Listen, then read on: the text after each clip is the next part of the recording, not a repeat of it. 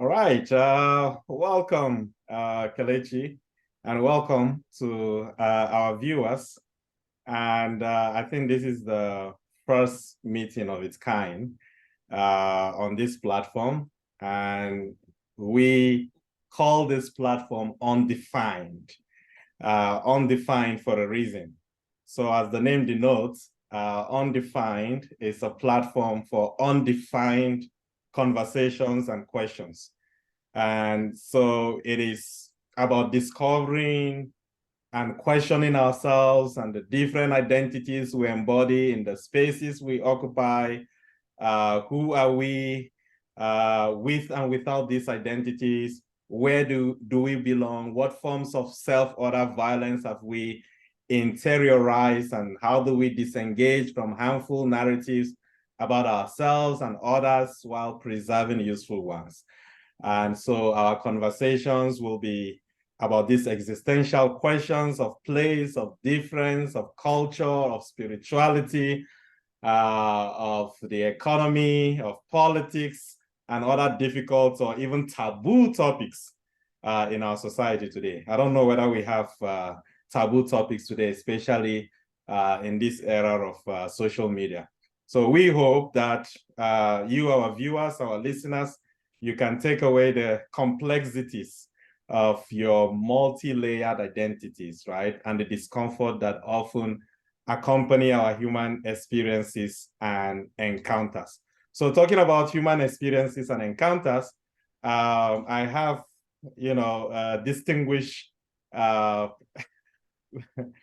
person with me here today, Kelechi Amadi. I encountered Kelechi Amadi almost, how many years now, Kelechi? 2 years, all right. 2 years on Facebook, interestingly. I don't know if she sent me a friend request or if I sent her a friend request. I think it's still a subject of controversy between us. But we met on Facebook, and since then we have remained friends since 2021, I think, up to this point. So Kelechi, it's great to have you on this platform as my first guest. I thought that, we could start with you for the so many conversations that we've had, together, which I felt, your followers, and I think you have a lot of them on Facebook, but also generally on other platforms, they should also benefit from what I have been benefiting, listening to your story. So I would allow you to start by introducing yourself, and we can take it from there. Thank you so much, Ben. Hello, everyone. My name is Kelechi Amadi. I'm a lawyer, and I'm a lecturer, I'm a mom, and I'm a human being. So that is certainly not in doubt. So it's good to be here because I've always I enjoy interacting with people generally on any topic at all. I think the area where I'm not quite comfortable discussing is Nigerian politics, because I don't know, that subject is a bit messed up, and I don't delve into it as a rule. So, but generally, I'm a talkative. I talk a lot. So I love interacting, I love discussing, and I love learning, and I love to teach as well. So I think that's just me, and maybe with time other aspects of my identity will unfold. But it's good to be here, and I don't even really know what we're going to do today, but I'm all for it. I'm all for it. It's undefined, right? So we will flow. All right. Thank you, Kelechi, for that introduction. So it seems that politics is not an area, especially Nigerian politics, you love to dabble into. And for me, on the other hand, I love to actually touch on these taboo topics that people aren't comfortable with. So I'm not going to promise you that Nigerian politics is not going to come up, right? If anything, I'll try.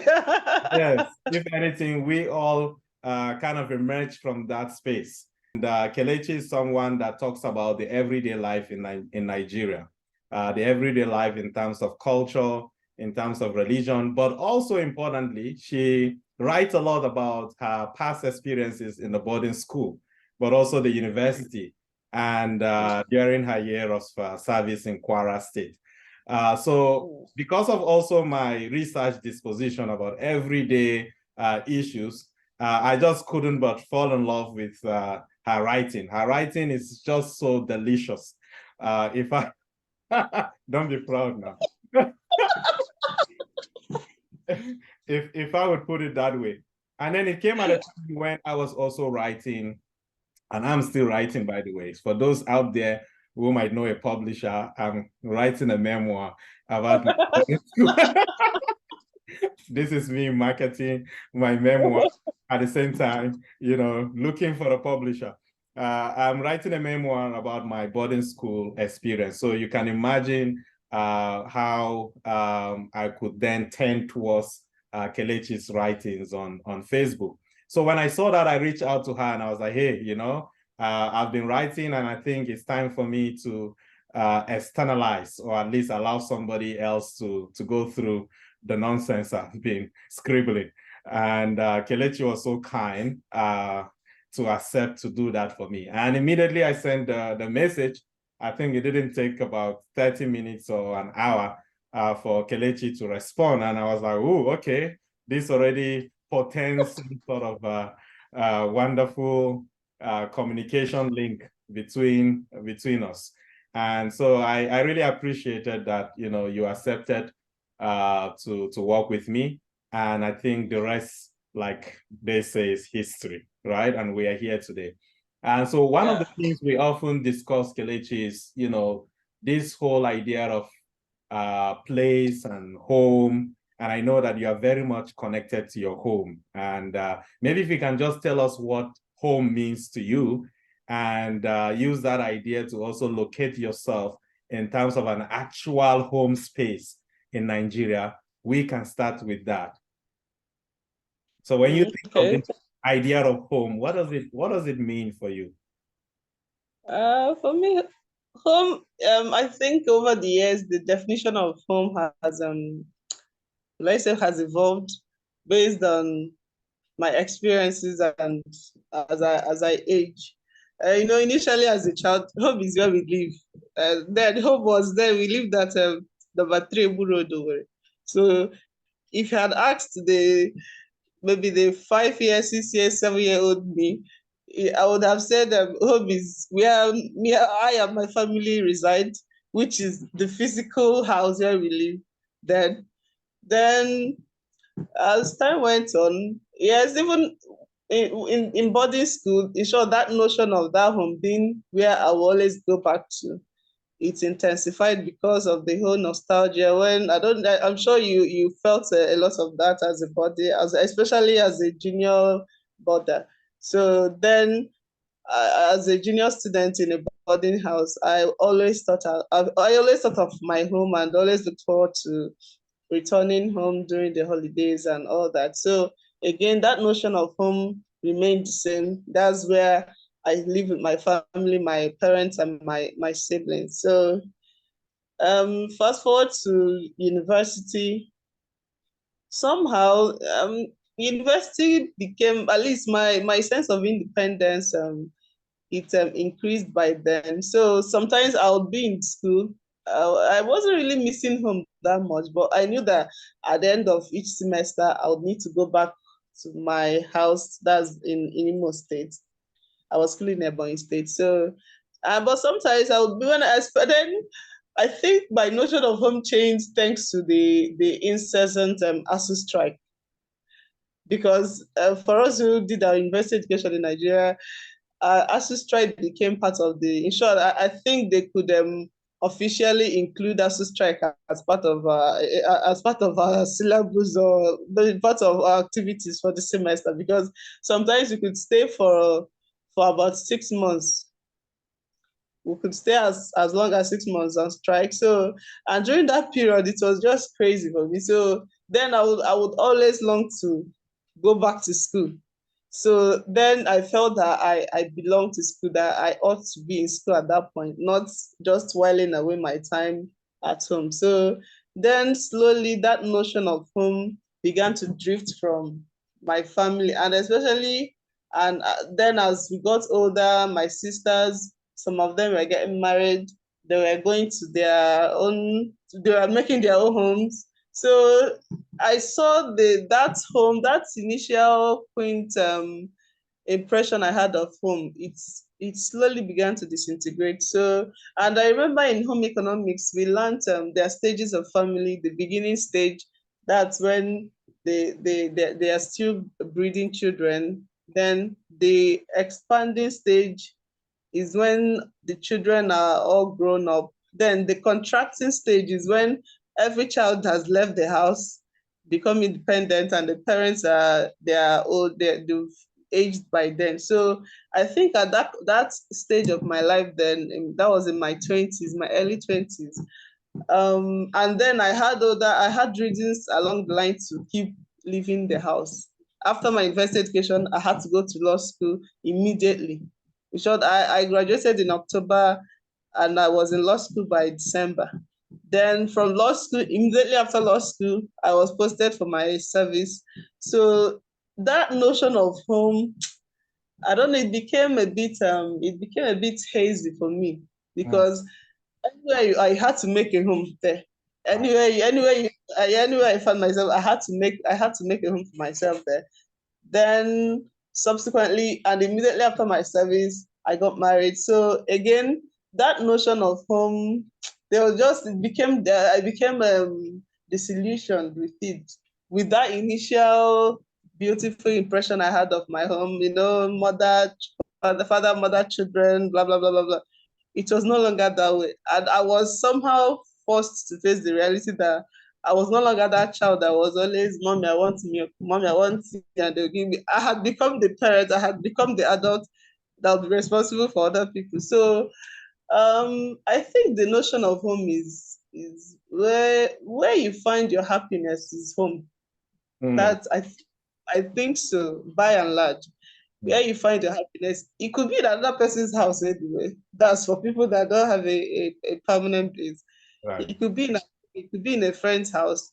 That is where you call home. It doesn't necessarily. Before I used to believe if it has to be where you are from. Like, you know, Nigeria is divided along tribal lines. So then I always had the brand. I was born and raised in the East in Igbo land. So I always have the impression of if you don't come anyway, generally that's the impression and that's why every Christmas everybody tries to go back to his or her own roots to Mm. spend Christmas there. And once you die, it is expected that your body will be taken back to Mm. your base. That's your where you originated from, Mm. so that you'll be buried with your ancestors and your people. Mm. So, but I think time has proved that um, that is not the only. I'm not invalidating that, but that is not the only notion of home Mm. realistically. Because okay, let's use them. You people who done Japan now, for example. There's a likelihood that many of the people that have left, the immigrants. There's a likelihood that many of them will be returned to Mm. Nigeria whenever they die. Mm. Many of them will be buried wherever they are residing at the point of their death. So does it mean that they are not resting in peace? No, they have to rest in peace. They Mm. have to rest in peace. Otherwise, everybody will have to join them. Like, if they keep disturbing the living, everybody will join them. So they have to rest in peace. So I think the notion of home is one where you find your peace. And this whole notion of home. Many people are even settlers actually. Many even among us, among a particular tribe or among a particular region. Many people that claim their origin, maybe this is our home. Some of them are settlers. Some of them they migrated from one region for one reason or the other, maybe during the war or something. But many of them can't actually trace their origin to that place where they're laying claim to. I think So you are branching into another area that I was thinking, was gonna ask you a specific question about. So before we get into the idea of the settler and the Mm, indigene, you mm, made mention of, the progression of the idea of home for you. So as a kid, it was basically a place with the father, the mother, and your mm, siblings. And mm, as we are talking about when you first went to boarding school, I also remember I mm, didn't probably consider home as a place of comfort, or as a place that I was yearning, as that physical entity to return to. Usually when I'm home, like with my parents, sometimes, I'm sorry, mom and dad, I want them to travel. Right? I want them to travel. And my parents, they love traveling when I was a kid. Sometimes we'll go together, sometimes they'll go alone, so that we could be onto our mischiefs. But then when mm, I went to boarding school at the age of 12, then that was when the whole idea of the comfort I was enjoying at home really started um, taking on a whole new meaning. They say you don't know what you have until you lose it. After mm, I've been, bullied and my tail had been caught by the seniors, I started yearning for my mom and dad and my comfortable bed and friends back home. So yes, this whole idea of a physical space where you feel loved and happy mm, with the people you know, right? And like you said, this could also be your friends, your extended family. Um, you were saying something about the idea of return, and maybe it's something that I could pause and ask. I was reading a book by Kamal Al-Soleli. The title of the book is Return: Why People Return to Where they come from. And so he was citing examples of, you mentioned of people that Jap right, in North America and Europe, and how really, for the most part, a lot of these people find themselves in a liminal space of neither here nor there. So the fact that mm, these people remain where they are and are buried where they fall doesn't necessarily mean that they have found happiness there, right? His idea is that it gets to a point for certain people that they've had enough and they want to return, regardless of whatever is going on at their home of birth or their place of birth.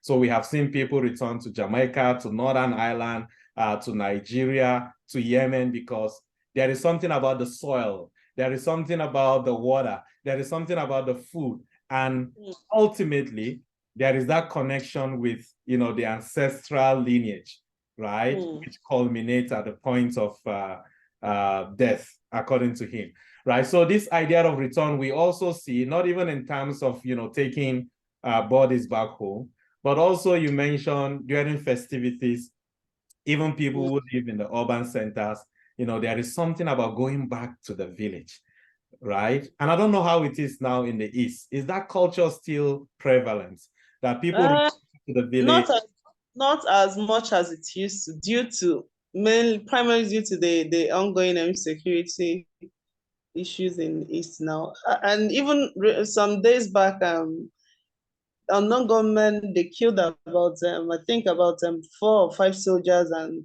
2 policemen in a village in Bano in Imo State, and they shot them all dead and burnt their cars, and in short, the entire village fled.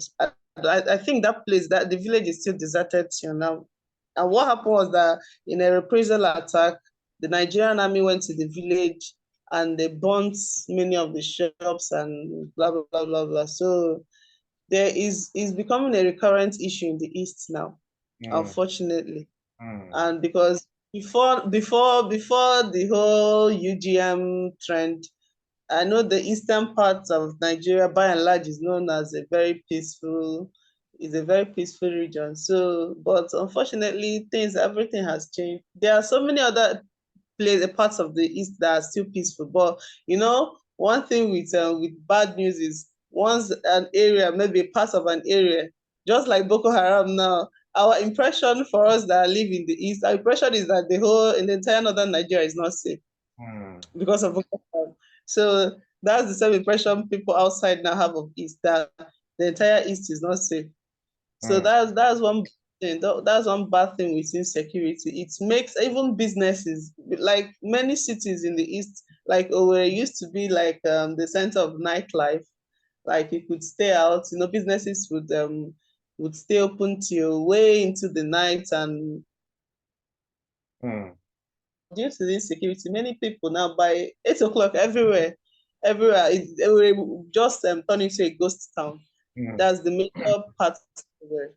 That, So that's that the is quite unfortunate, and I do agree, because I was also in Nigeria this summer, and I didn't visit my hometown. I wouldn't necessarily say because I was afraid. May partly be the case at the more subconscious level. I just didn't think that there was a need for me to go. But at the same time, I think some part of me was also concerned about the insecurity, the kidnappers, even just, traveling on the road, right? Uh, yeah. from from where we live in the city to the village, we should take about an hour, 30 minutes. Could be one of the riskiest trips that you could take, right? And so there was that concern on my part, but also on the part of family members who were monitoring where I was going and making sure that I was safe. I felt very sad, to be honest, because I knew what I kind of benefited from going to the village as a kid and even as an adult, right? The activities that we would have. It is a place of where everything converges, right? Culture, spirituality, relationship, and so on. It's a place for celebration. And that had always been the case, for me until quite recently. So it's unfortunate that not just in the East, but also in the North, this sense of returning back to that root, to that place that nourishes you, is no longer possible for so many people. And we just have to make do where we are at. It's truly sad. And I hope that, the younger generation could find ways of changing that so that they could also enjoy what so many of us enjoyed growing up. Otherwise, this thing will just be as part of our memory practice. So you have, for the most part, been in the East. I don't think I've had the opportunity to live in the East. I always pass through. I have lived in Calabar, in Ogun State, in Lagos, in Benin, but I've not lived in the proper, Igbo community. But of course, growing up, we consider Kaduna State a liberal state. I live with people from, different parts of Nigeria, went to school with them as well. Um, have you had the opportunity to visit other parts of Nigeria, and what are your impressions of, as someone coming from the East, of another part of your Nigeria? And what could you say also your impression when we first started communicating? Where of me as be sincere.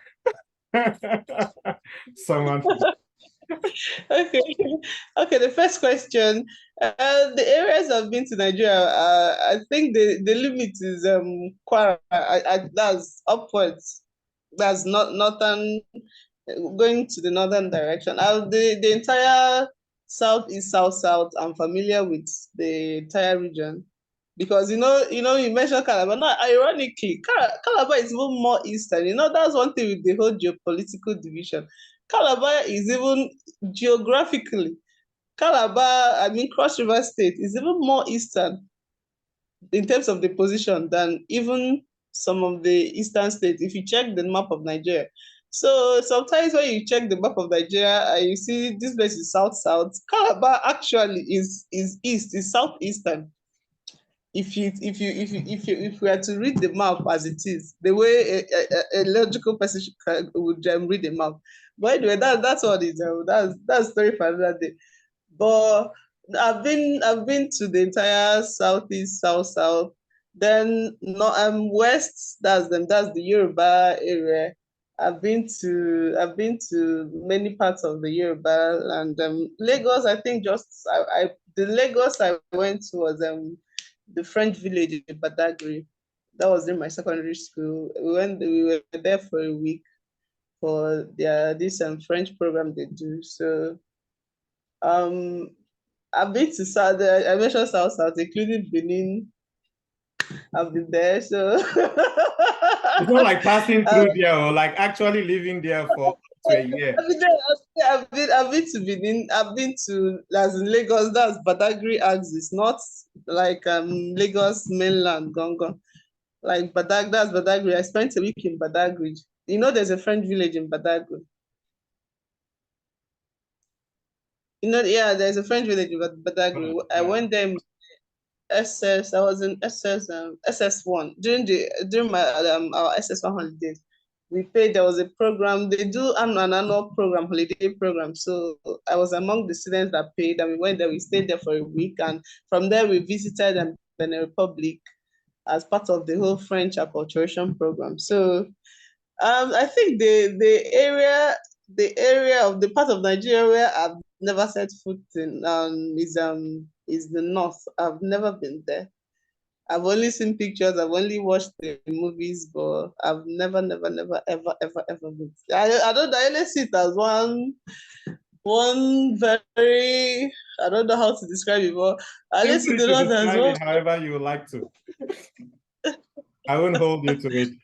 But I see it as this very far place that I'll have to cross 7 rivers and 7 seas and probably mount a camel and probably I don't know, but I see it as a very arduous journey. I know that there's always the use of airplanes, but I always see North as this very far place, and I think the farthest I've been up north, living Abuja side, I've visited Abuja a couple of times. I think the farthest I've been is just Kwara. I think Kwara is like the gateway. After Kwara, you keep going from Kwara, you get to Minna, then you get to other northern states. So Kwara is my limit for now. And Kwara is not central geopolitically. So I think that's where I had the highest contact with northerners there. okay. So no, I've not Let's been go to the other question about the impression, because you started saying something about where you need camel and so on to. That's what I see. That's what I see on TV. I mean, truth be told, when I first left northern Nigeria to go to the south, a lot of people were confused as to how did I even learn how to speak English. They were wondering they wanted me to show them pictures of my house, right? Like actually the structure, whether it was made with the mud and thatch roof. And I'm not discounting that we don't have houses like that even in the villages, and of course there is so much to recommend those houses, but again you could see the perception that this person is coming from a pre-civilized place, and you know, you should be happy you are here now. So you know, there was that impression I got, and for the most part I had to be explaining to people the dynamics in the north, and it's not necessarily something I want you I don't want to necessarily put you on the spot in that sense. I know that every part of Nigeria has got, you know, their own perception about the other part. But for the most part, you have lived in the East, right? I mean, could you tell us, before we go, I can see that time is actually not in our favor. So before you go, could you tell us, like, being in the East, like what has, despite branching out to all these places, what is it you would say that kept attracting you back, you know, to the East? And, you know, what would you tell other people that haven't been there in terms of the life? I think I'm just a lazy person. That's just it. I'm just lazy. I'm lazy in the context of exploring. I love to explore. I love to explore their cultures. I love to go. I wish they would just bring the culture to me where I am. Like going the thought of traveling, and I don't know, because I remember the first time I traveled to Kwara State, I spent 12 hours on the road, and it was so horrible. It was so horrible for me. When I got down finally, and that was my first event. I think that was the longest, apart from when we went to Lagos then. I think that was the longest distance I've ever covered in my life, 12 hours. In fact, by the time we could get to Ilorin, my feet were so swollen. I couldn't even walk. I had to just keep stamping my feet just to regain the blood circulation. So I think the thought of it's not that I don't. I think internet has made knowledge so easy for us now. In as much as I would like to go experience other people's culture and everything, but the way Nigeria do now, I'm not too keen. No, I know I'm not too keen about that. So I think if I need to say anything about your culture or anybody's culture, I'll just tap. It's out for you, and it's to use that one whole body. If You're not or ready to put your life on the line for the sake um, of cultural integration. Um, our not that I'm relation. not to put myself like also too, and I know that by and large, I keep coming back to the Nigerian social and political structure. We are still not yet ready for a very an intensive cultural integration. Nigeria is not yet ready, and because from what I've experienced, even the much I went outside, especially when I went outside the southeast, south, that was moving towards the southwest and ultimately north central. There are just so many. We have this reservation towards each other, that acceptance, that assimilation, because of the past events, particularly the Nigerian Biafran War. So there is always this which word do I use now? There is this hesitation that people have as in to bring in somebody from another part. Even till now, there are so many stereotypes. I'm not just talking about me. There are even now in the East too, when non-Igbos come here, especially people from southeast, south. I think they are more in tune with each other culturally. Even, for example, they are quite even people. Some of them share the same cultural history with some parts of Abia State. Even this Ibini Ukpabi, that's the deity in Abia State.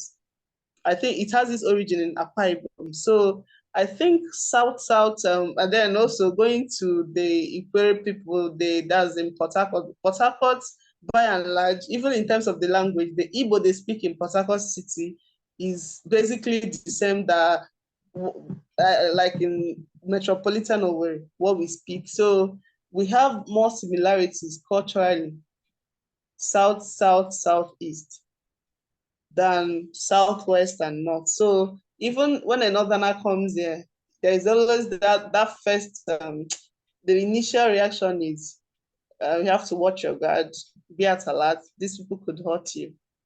You get so there is this suspicion. There is this suspicion, and it's they could be right, they could be wrong. You get so back to you. You mentioned you asked my first impression of it. To be honest, then maybe it was because of my state of mind then. I wasn't really in a good state of mind generally. So I wasn't even really, and you know, your surname, your first name is English anyway. Your surname, that's for me, oh, it didn't really ring a bell because my typical impression of northern name is always this Abdul something, you know. Maiangwa then it just sounded Maiangwa. Maiangwa was just Maiangwa. So I didn't Yeah, nothing special about that. Uh, so I don't think I wasn't really keen on maybe this person is not it's another now, but I wasn't really keen about it. Really, maybe anyway. Naturally, I'm not. I interact with people more based on what I see. If I like you, I like you.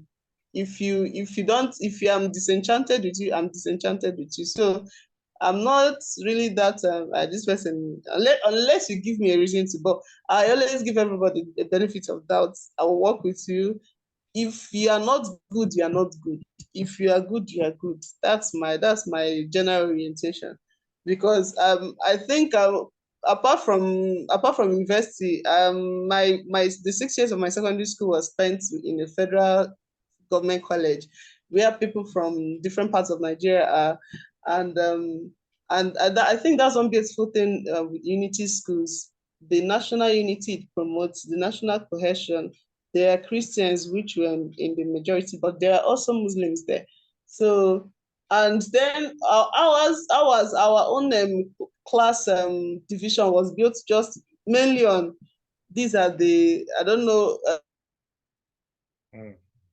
the high class girls, we call them tequilas, and then the nerds or the people that were the losers ahead. So that was the major division in the school. So we didn't really have that. Even most of my friends, I didn't even know, even those that were Igbo, I didn't even know where they were from.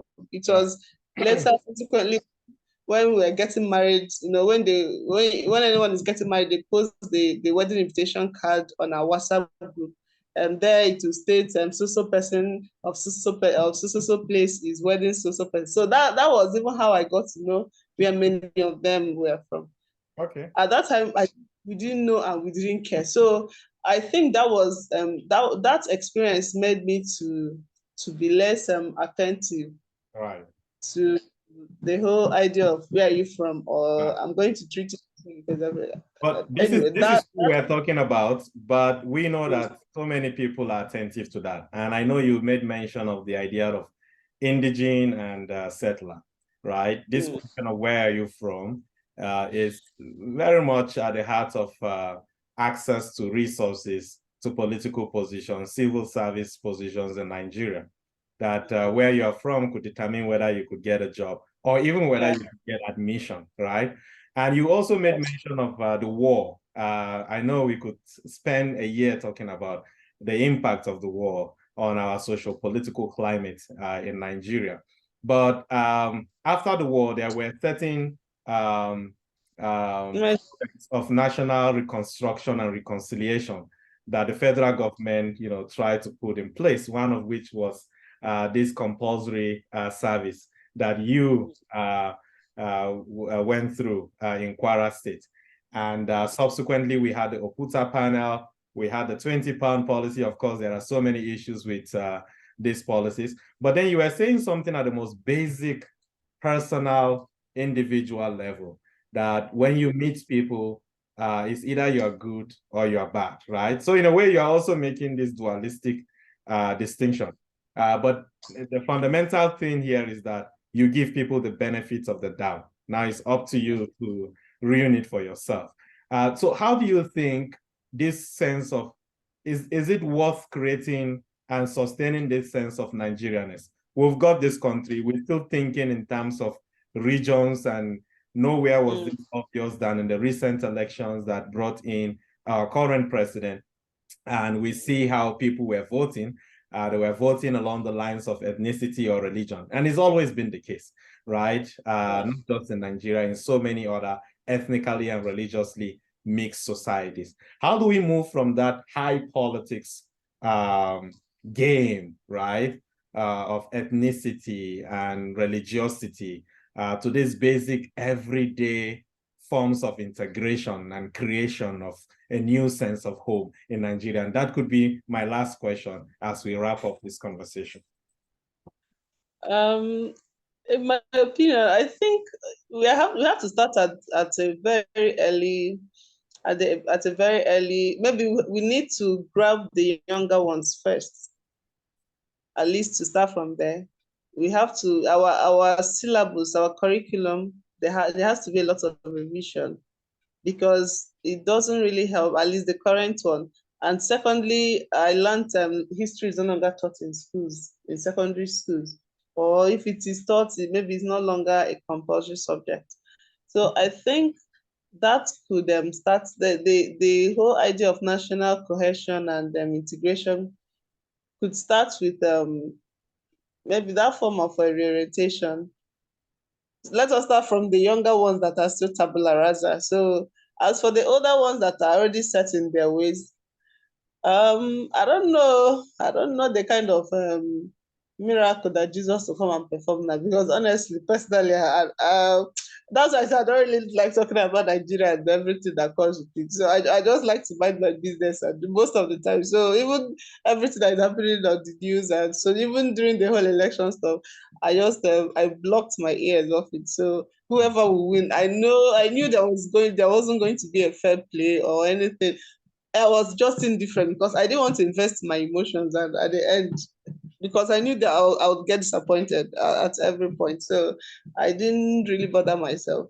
So, but I feel the country is ours actually, regardless of all the agitations for secession and everything. Let's use Biafra as example.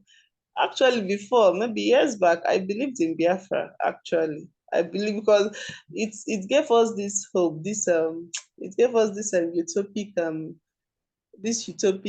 assurance that maybe if we have our own country, that's the eastern part, that would manage it better and everything. But time has proven for me that it's still the same. It should just be an old wine in a new bottle. It's because the politicians that would come over to man the affairs of the new state would still be people that were breastfed in Nigeria. No be so. Uh-huh. So they will still come with that their Nigeria with their Nigeria psychosis. They'll still infuse it in them. So and experience has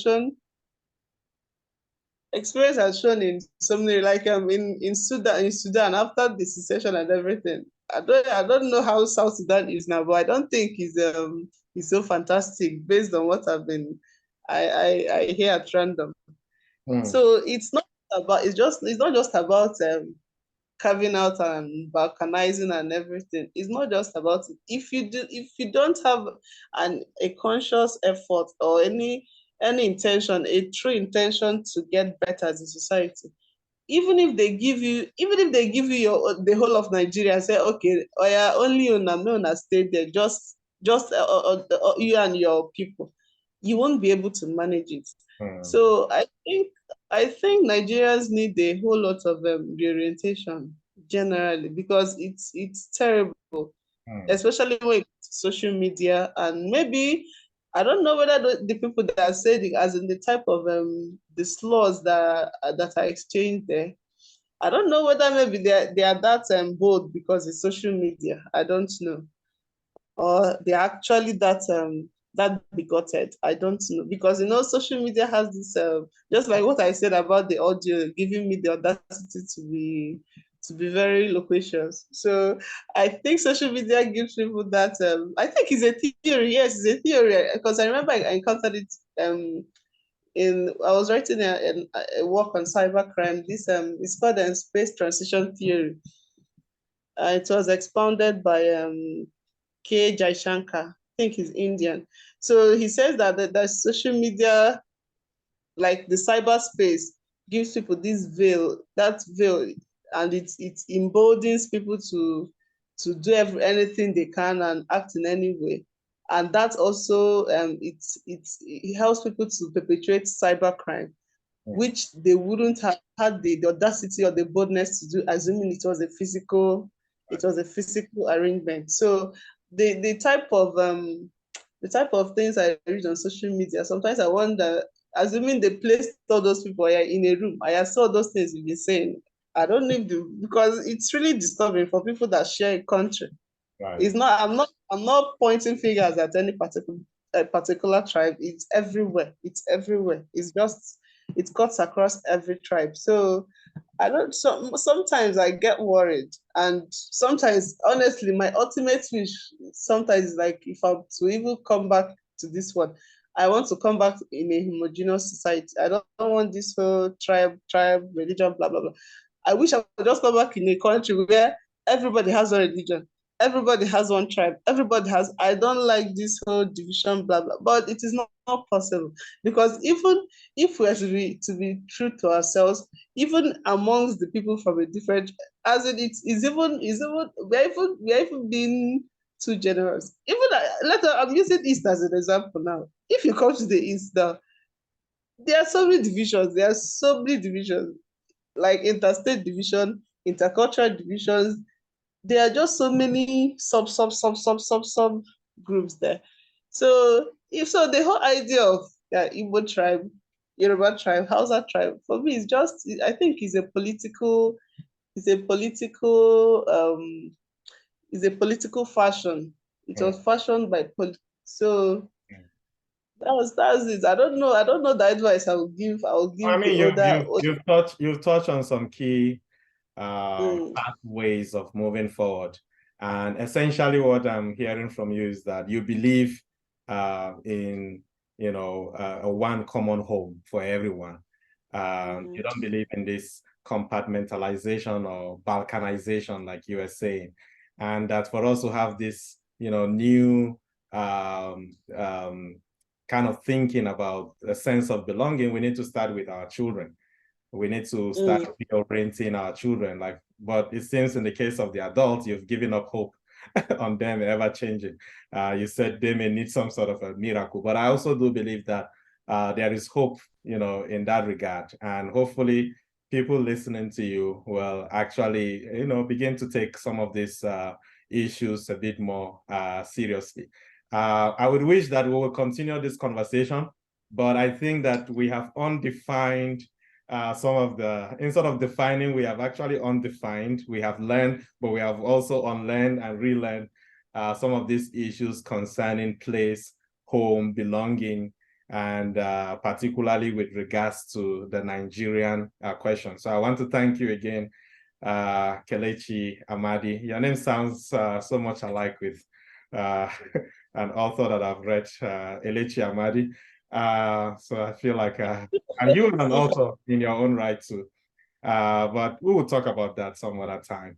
So I want to thank you again for, sparing this time. I know it's late there in Nigeria. It's almost after 10, and it's still kind of bright here. It's after 6. So thank you. Thank you for availing of your time to speak with me today. And maybe last. I think for me, in the end, we just need love. Love, not just love for others. You need to love yourself first. That's what I believe in. You can't give what you don't have. If you don't have love for yourself, it will reflect. It will bounce back at how you treat people outside of yourself. So using using the whole Nigerian issue as a point of reference, I think we need to imbibe self-love. We need to love ourselves, and then we'll extend that love to other people. And Nigeria really needs a lot of love. Nigeria is a very angry society.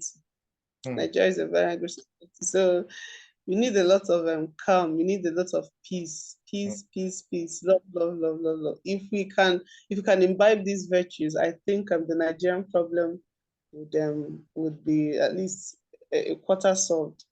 Right. So thank you so much. I think on that loving note, we bring our conversation to an end. Thank you, Kelechi, and viewers.